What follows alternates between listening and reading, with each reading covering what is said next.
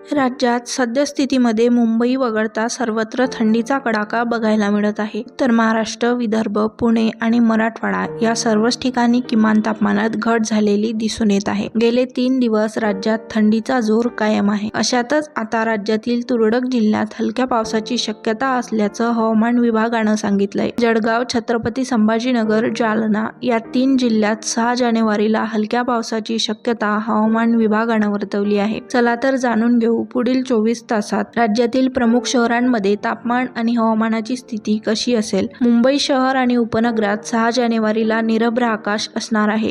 मुंबईतील कमाल तापमान 30 अंश सेल्सिअस तर किमान तापमान 17 अंश सेल्सिअस इतके असण्याची शक्यता आहे. 6 जानेवारीला पुण्यामध्ये सकाळी धुके आणि नंतर निरभ्र आकाश असणार आहे.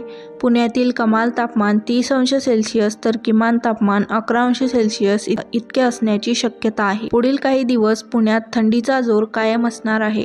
छत्रपती संभाजीनगरमध्ये 6 जानेवारीला सामान्यतः ढगाळ आकाश राहून हलक्या पावसाची शक्यता हवामान विभागानं वर्तवली आहे. छत्रपती संभाजीनगरमधील कमाल तापमान 30 अंश सेल्सिअस तर किमान तापमान 12 अंश सेल्सिअस इतके असण्याची शक्यता आहे. छत्रपती संभाजीनगरमध्ये पुढील 2 दिवसात थंडीचा जोर वाढण्याची शक्यता आहे.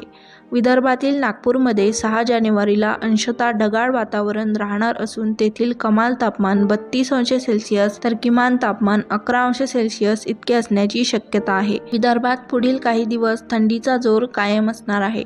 नाशिकमध्ये 6 जानेवारीला सकाळी धुके आणि नंतर निरभ्र आकाश असणार आहे.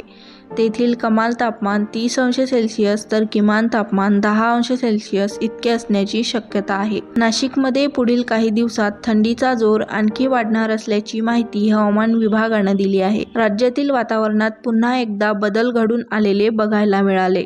थंडीचा जोर वाढत असताना छत्रपती संभाजीनगरमध्ये हलक्या पावसाची शक्यता वर्तवण्यात आली आहे.